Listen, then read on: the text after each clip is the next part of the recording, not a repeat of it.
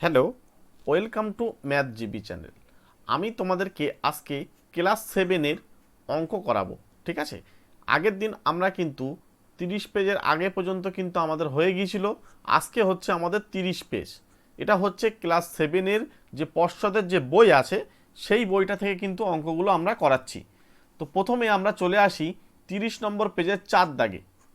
বলছে রীতা 100টি অঙ্কের মধ্যে 60টি সঠিক করেছে, বিনয় ওই অঙ্কের 80টির মধ্যে 50টি সঠিক করেছে, অনুপাতে প্রকাশ করে দেখি কে বেশি অঙ্ক করেছে, ঠিক করেছে। এটা আমাদের বার করতে বলছে। তাহলে আমরা প্রথমেই রীতা যেহেতু কটা 100টার মধ্যে 60টা ঠিক করেছে, তাহলে রীতা তোমাদেরকে ওইভাবে করতে হবে। 100টি অঙ্কের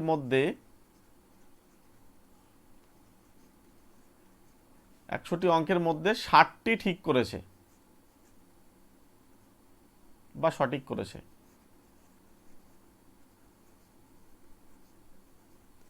তাহলে রীতা একটি অঙ্কের মধ্যে কটা ঠিক করেছে? 60 বাই এখানে কত বলো তো, 100 হবে।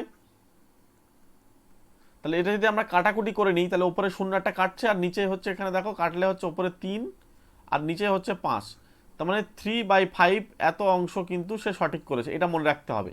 এরপরে হচ্ছে বিনয়ের পার্টটা চলে এসো।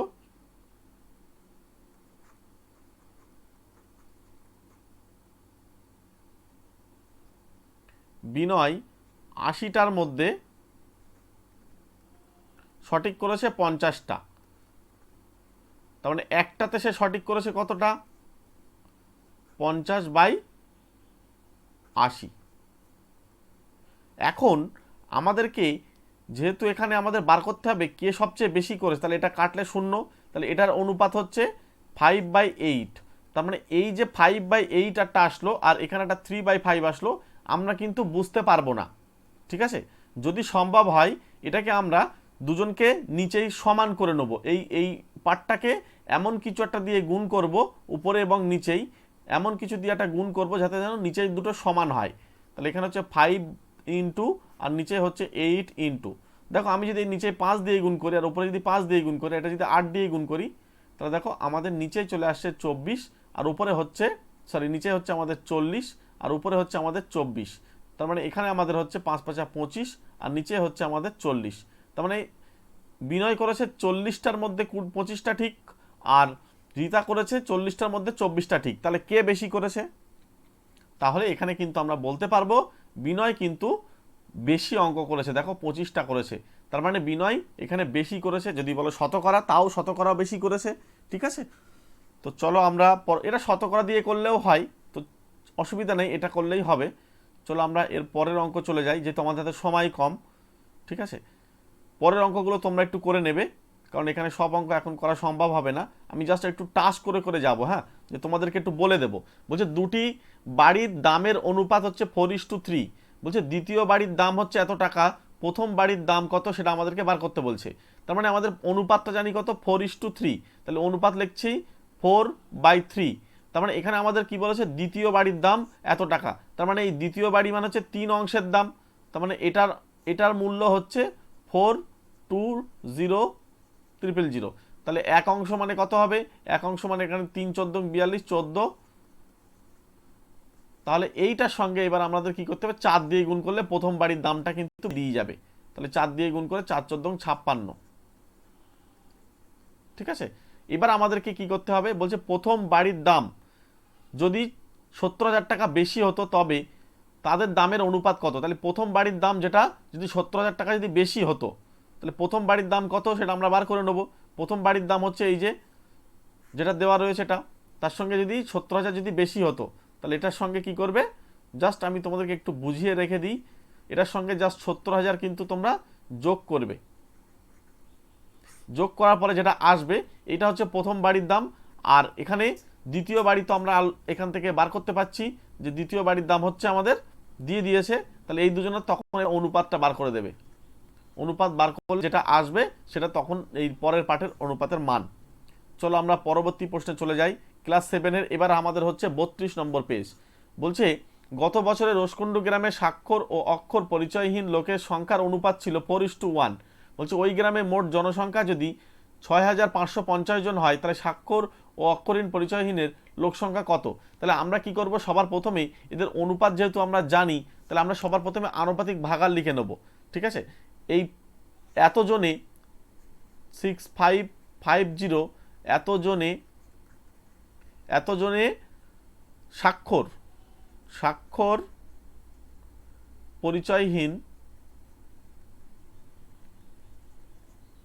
পরিচয়হীন লোকের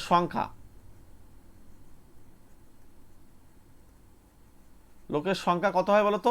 এই 6550 ইন্টু এইটার আনুপাতিক ভাগার করতে হয়। আনুপাতিক ভাগার মানে উপরে 4 হবে আর নিচে দুজনের যোগফল, তার মানে 5 হবে। এত জন হলো। এবার এটাকে কাটাকুটি করো। কাটাকুটি যদি করি 5 তরং 65, 1 0, 4 দিয়ে গুণ করে দাও, 0 4, 3 4 12, 2 থেকে 1, 3 4 12 কে 13। তাহলে এইটা হচ্ছে আমাদের স্বাক্ষর এর সংখ্যা। আর যদি এখানে অক্ষর যেটা আছে সেটা যদি আমরা বার করি, তাহলে এই একই গল্পই হবে, এতজনে কিন্তু অক্ষর হয়ে যাবে। এটা কত হয় বলো তো? ওই একই করতে হবে, 6550 ইন্টু 1/5, তাহলে এতজন। তাহলে এখানে আমাদের কাটাকুটি যদি আমরা করি, কাটাকুটি করলে আমাদের সেই একই আসবে। তাহলে এখানে আমাদের কিন্তু হবে 1310। ঠিক আছে, আচ্ছা এই দুটো যোগ করে তো আবার এটা আসার কথা, কিন্তু এটা অনেকটা বেশি হয়েছে। আচ্ছা এখানে 4 1 4 আর 1 5, তার মানে হচ্ছে 5 হবে, 5240। ঠিক আছে, তোমাদের তাড়াতাড়ি করার জন্য কিন্তু অনেক সময় গুণগুলো প্রবলেম হয়ে যাচ্ছে। আচ্ছা তোমরা এটা একটু নিজেরা একটু করে নিও ক্যালকুলেশন। ঠিক আছে, চলো আমরা পরবর্তী স্লাইডে চলে যাব। পরের পার্টে এটাও তোমরা একটু করে নেবে, কারণ এখন আমি ক্যালকুলেশন করে দিতে পারবো না, সময় খুব একটা পাচ্ছি না, কারণ এগুলো সহজ আছে, অসুবিধা নেই। ঠিক আছে, যে সমস্ত অঙ্কগুলো একটু প্রবলেম হবে সেটা আমি তোমাদেরকে একটু ধরে ধরে বলে দেবো। এটাও ভালো অঙ্ক, এগুলো তোমরা একটু করে নেবে। এটা অনুপাত একটা পড়িনি, কোথাও একটা অনুপাত গন্ডগোল হয়েছে। চলো পরের পেজে চলি আমরা আস্তে আস্তে। আমি এইটা একটু টাচ করতে চাইছি, এইটা বলছে কোনো এক ট্রেনিং সেন্টারে 1050 জন ব্যক্তি ট্রেনিং নিতে এসেছিলেন। তাদের 3টি বড় হল ঘরে 11:1:3.1/2 এতে দেওয়া হয়েছে, মানে এই অনুপাতে তাদেরকে দেওয়া হয়েছে। প্রতি হল ঘরে কতজন বসবে? তো যাই হোক, এটা আমাদের এই মুহূর্তে এটা কি লেখা সেটা বাদ দাও। এখন এই যে অনুপাত, তোমরা আনুপাতিক ভাগারে করার আগে এটা কাজ করতে হবে, অনুপাতটাকে ঠিক করে নিতে হবে। কিভাবে করবে? 11:1 এটা গুণ করো, 3 2 6 কে 7, 7/2। এবার এই 2 দিয়ে সবাইকে গুণ করা যায়, তাহলে 22, 2 আর 7। এই অনুপাতটা ঠিক করে নেওয়া হয়ে গেল। এবার তোমরা আনুপাতিক ভাগার করে দাও। প্রথম হল ঘরে হবে 1050 ইন্টু এই 22 বাই এই 3 জনের যোগফল, অর্থাৎ 22 + 2 + 7 করে ক্যালকুলেশন করে কাটাকুটি করে নেবে। ঠিক একই পরেরটাও হবে, পরেরটা তখন আবার হবে 2 বাই যেরকম আসে ঠিক সেম, সেটাও কাটাকুটি করে একটা উত্তর আসবে। এরকম পরপর 3 নম্বর যে হলঘর থাকবে সেটা হবে 7 বাই, নিচেই কাটাকুটি করে দেখবে যেটা আসবে সেটা উত্তর।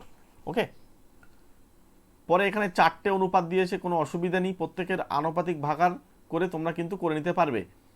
চলো আমাদের জ্যামিতি পার্ট এখানে লাগবে না, এটা বাদ দিয়ে দাও, নেক্সট অঙ্কে চলে যাই। আচ্ছা এই অঙ্কটা একটু টাচ করে যাই।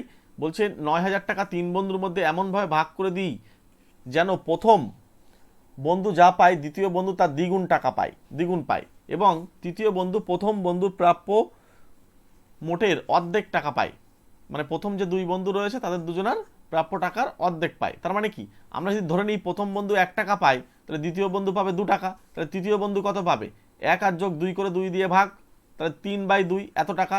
এবার আমরা অনুপাত বার করব, প্রথম বন্ধু দ্বিতীয় বন্ধু তৃতীয় বন্ধুর যে অনুপাত যেটা থাকবে সেটা হবে 1:2:3/2।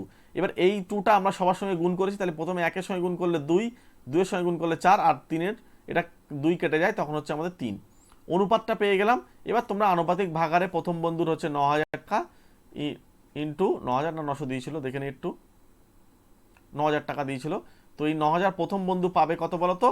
এই 2 বাই এই 3 জনের যোগফল, 4 2 6 আর 3 যোগ করে 9, কাটো, তাহলে এখানে হচ্ছে আমাদের 1000, মানে প্রথম বন্ধু পাবে 2000 টাকা।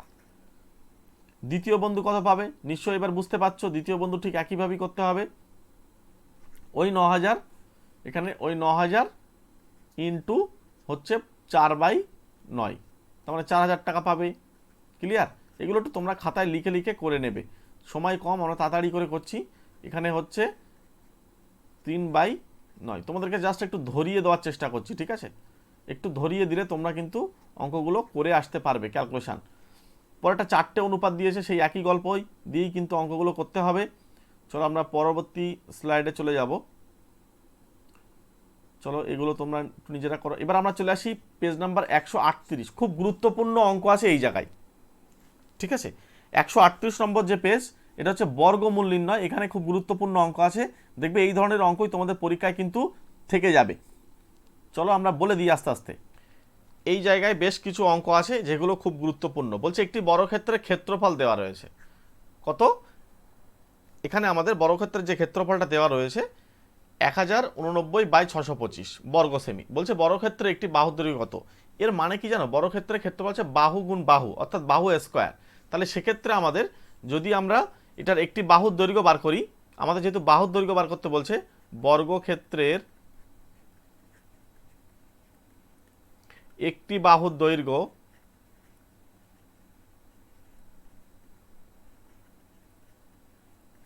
সমান রুট আন্ডার ওই মানটা হবে। এবার দেখো এই দুজনকে বর্গমূল করতে হবে। বর্গমূল করার জন্য আমি তোমাদেরকে আগের ক্লাসেই বলছিলাম যে এখানে 1089 লিখে পিছন থেকে জোড়া জোড়া আসতে হবে। তাহলে প্রথমে 3 দাও, 3 তিরিকে 9 হলো, 1 পড়ে থাকছে, 8 9 চলে আসলো নিচেই, 3-এর ডবল 6। এখানে এমন একটা সংখ্যা বসাতে হবে যেন এখানে তার সঙ্গে সেটা গুণ করে যেন এই নাম্বারটা আসে। তাহলে আমি যদি এখানে 3 বসাই, তাহলে দেখো 3 বসালে 3 দিয়ে গুণ করো, 3 তিরিকে 9, 3 6 18, তখন এখানে হচ্ছে এখানে মিলে গেল। তাহলে সুতরাং এখানেও আমরা 3 বসাবো। তাহলে উপরটার যে বর্গমূল করা হলো সেটা হলো 33, আর নিচেরটার তো বর্গমূল তোমরা জানো, তবু আমি করে দেখাই। 625কে এইভাবে পিছন থেকে জোড়া জোড়া নেবে, এটা সিঙ্গেল একটা আসে তাতে অসুবিধা নেই, একটাই লিখবে। এবার আমরা 2 দিয়ে দিতে পারবো, 2 2 কোনো 4 দিয়ে আমাদের এখানে হবে 2 নামলো। এবার হচ্ছে আমাদের 2-এর ডবল 4, আর এখানে 25 নামলো।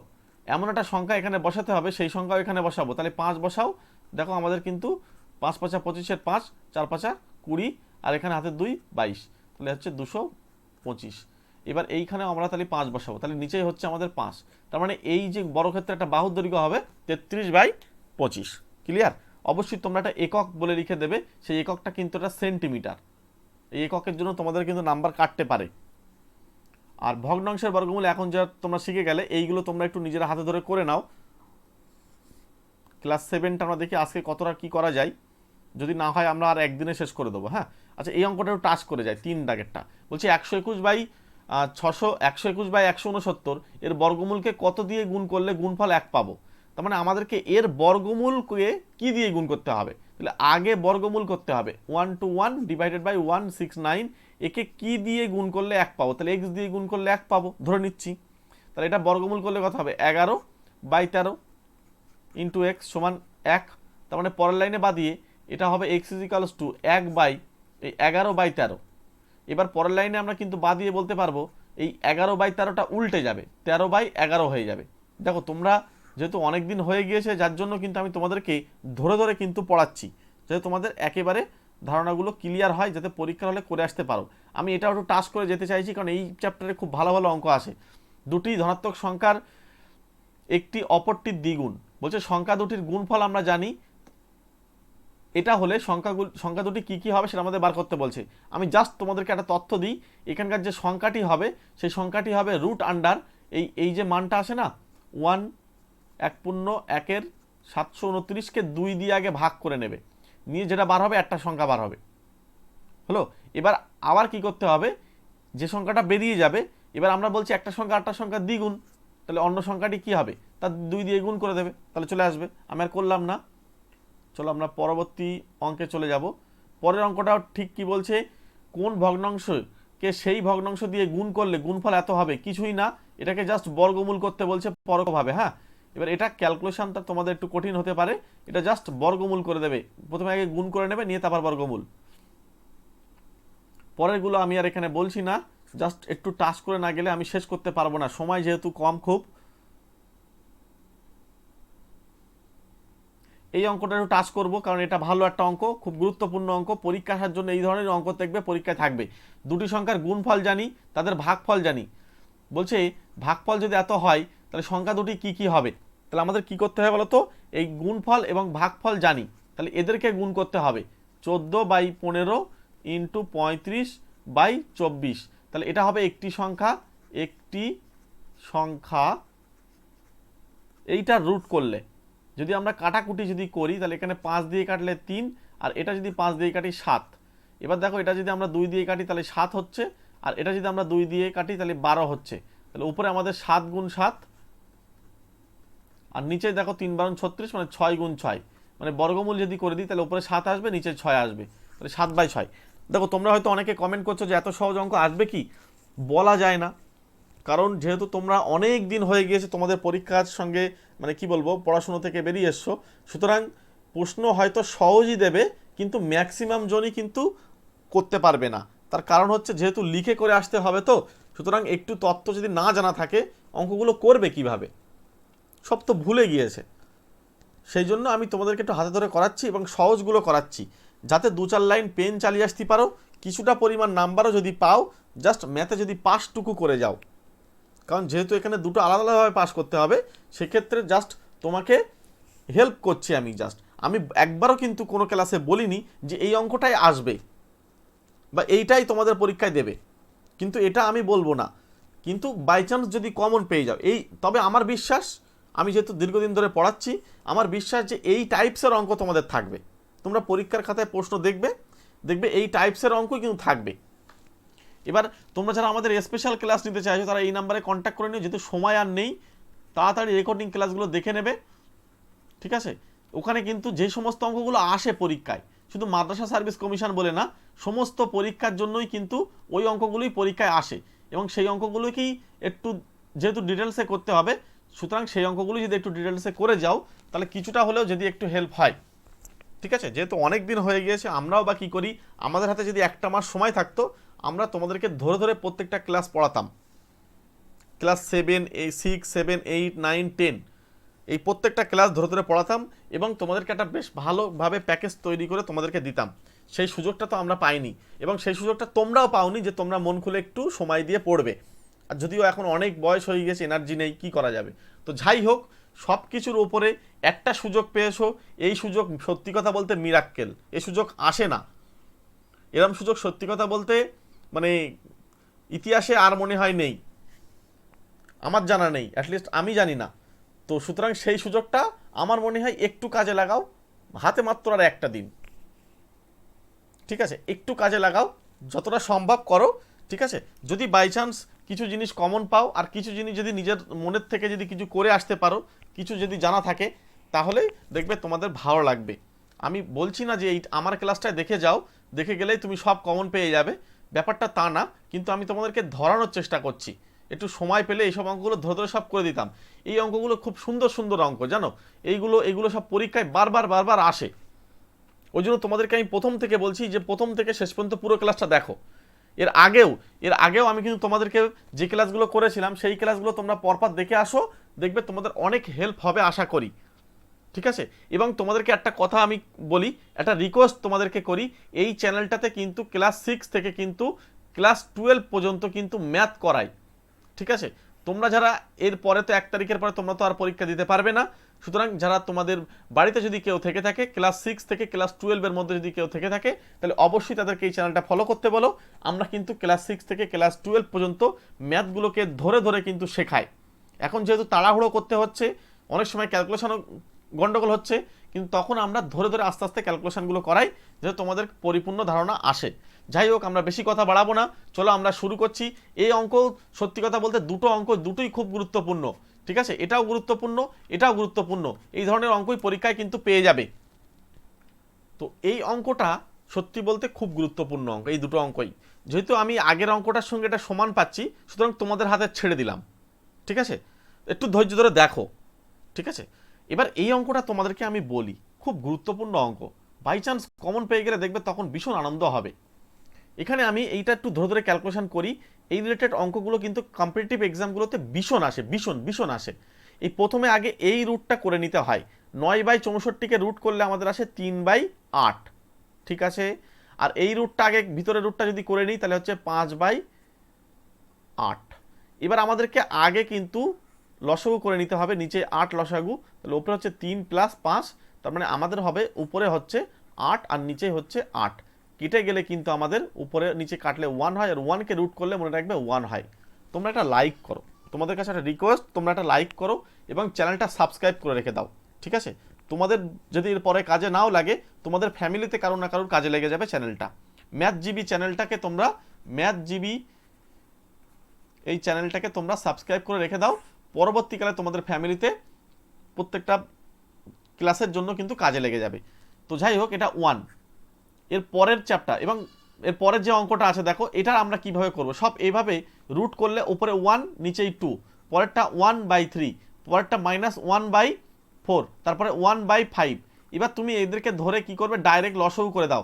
2, 3, 4 আর 5 এর লসাগু হচ্ছে 2, 3, 4, 5 এর লসাগু হচ্ছে 60। তাহলে প্রথমেরটা আসে কত, 30, তারপরটা কত আসবে, তারপরটা আসবে 20, তারপরটা আসবে 15, তারপরটা আসবে 12। এবার তুমি উপরটা একটু ক্যালকুলেশন করো, এটা এই দুটো যোগ করলে 50 হচ্ছে। 50 থেকে আমাদের 15 বিয়োগ করতে হবে, তাহলে 50 থেকে 15 যদি আমরা বিয়োগ করি 35, 35 থেকে আবার 12 বিয়োগ করতে হবে, তাহলে 35 থেকে আমাদের 12 বিয়োগ করে দাও। বিয়োগ করলে হচ্ছে 3, এখানে হচ্ছে 1, তার মানে 13, তার মানে হচ্ছে আমাদের 13 কেন হবে 23, তার মানে হচ্ছে 23/60। তাহলে এদের ডাইরেক্ট আমরা আনসার কিন্তু বার করে দিতে পারছি, ঠিক আছে। আচ্ছা, এটা উদ্যোগক্রমে সাজাও। এই এদেরকে আমরা উদ্যোগক্রমে যে সাজানোর কথাটা বলছি, এই উদ্যোগক্রমে সাজানোটা তোমাদেরকে আমি আগে শিখিয়েছিলাম। তো সুতরাং তোমরা এবার একটু করে নেবে, জাস্ট রুট বার করে উদ্যোগক্রমে সাজিয়ে নেবে। যদি না পারো আমাকে পরে কমেন্ট করো, আর সময় কখনই বা পাবো। আচ্ছা, এদের মধ্যে বলছে কে কত বেশি সেটা আমাদের বার করতে হবে। তাহলে আগে আমাদের এটা রুট করে নিতে হবে, তাহলে 4 হবে, এটা হবে 6, তাহলে 6 আর 4 10 হলো এটা, এটা হচ্ছে 5, আর এটা হচ্ছে 9, 9 আর 5 13, তাহলে এখানে 14, তাহলে 14 হলে আমাদের কত আসবে বলো তো। তাহলে কে বেশি, কত বেশি, তাহলে এখানে 10 থেকে 4 বেশি হলো। একটু দ্রুত করলে ওরকম একটু ক্যালকুলেশনও গন্ডগোল হবে, তবু আমি চেষ্টা করছি যতটা সম্ভব। এবার 144 নম্বর পেজে চলে এসো। 144 নম্বর পেজে বলছে একটি বর্গক্ষেত্রের ক্ষেত্রফল দিয়ে দিয়েছে, দিয়ে বলছে ওই বর্গক্ষেত্রে একটি বাহুর দৈর্ঘ্য হিসাব করি। কি করতে হবে, জাস্ট এদেরকে রুট করতে হবে। এই 32.49কে তোমাদেরকে রুট করতে হবে। যদি মনে হয় যে এইভাবে রুট করবে, তাহলে পয়েন্ট তুলে দাও, তাহলে 32.49 আর নিচে হচ্ছে 100, 100কে রুট করা যায়, উপরটাকে ভগ্নাংশের বর্গ, মানে যে বর্গমূল নিয়ম আমি তোমাদের শিখিয়েছি সেভাবে করে নাও। ফটাফট করো, ফটাফট করো, ঠিক আছে। আমি একটু এগুলো এগিয়ে যাই, ঠিক আছে। এই অঙ্কটাও তোমাদেরকে আমি বলি, পয়েন্ট তুলে তুলে তোমরা প্রত্যেকটা বর্গমূল করে নেবে, নিয়ে যোগ করে দেবে, কারণ এখন সব অঙ্ক করে দিলে আমি আর শেষ করতে পারবো না। ভাগ প্রক্রিয়ার সাহায্যে বর্গমূল, ভাগ প্রক্রিয়ার সাহায্যে বর্গমূল করে রাখবে। তো এরবারে হচ্ছে আমাদের এখানে দশমিকের বর্গমূল দিয়েছে, এটা এরপরে চলে এসো। এগুলো আর আমাদের অতটা লাগবে না, এগুলোর মান অতটা লাগবে না, এগুলো স্কিপ করতে পারো। আচ্ছা, আমরা বন্ধুরা এই একটা ক্লাসে শেষ করতে পারবো না, আমরা আরও একটা ক্লাসে করতে হবে আমাদের। আমরা পরের দিন দরকার হয়, মানে পরের দিন বলতে এর পরের পার্টেই, আমরা তো একই দিনই অনেক ক্লাস দিচ্ছি, তো পরের পার্টে আমরা এই 187 নম্বর পেজের অঙ্ক শুরু করে দেব, ঠিক আছে। তাহলে আমরা এখানেই আজকে ছাড়লাম। প্রত্যেকে ভালো থেকো, সুস্থ থেকো, চ্যানেলটার সঙ্গে জুড়ে যাও, প্রত্যেকে সাবস্ক্রাইব করে রেখে দাও, তোমাদের ফ্যামিলি কারো না কারোর কাজে লাগতে পারে। এবং তোমরা যারা কম্পিটিটিভ এক্সামগুলো দিচ্ছ, যাদের বয়স এখনও আছে, তারা এই নাম্বারের সঙ্গে যোগাযোগ করে নাও, ঠিক আছে। তোমাদেরকে আমি ম্যাথ ক্লাসের জন্য ধরে ধরে ম্যাথ ক্লাস করিয়ে দেবো, ঠিক আছে। এই নাম্বারে একটু কন্ট্যাক্ট করে নিও, প্রত্যেকে একটা লাইক করে দিও এবং একটা কমেন্ট করো যে তোমাদের ক্লাসগুলো সত্যি কেমন লাগছে। যদি ভালো লাগে সেটাও কমেন্ট করো, যদি খারাপ লাগে সেটাও কমেন্ট করো, তাহলে আমি সেইগুলোকে আবার ঠিক করে নেওয়ার চেষ্টা করব, ঠিক আছে। প্রত্যেকে ভালো থেকো, প্রত্যেকে সুস্থ থেকো।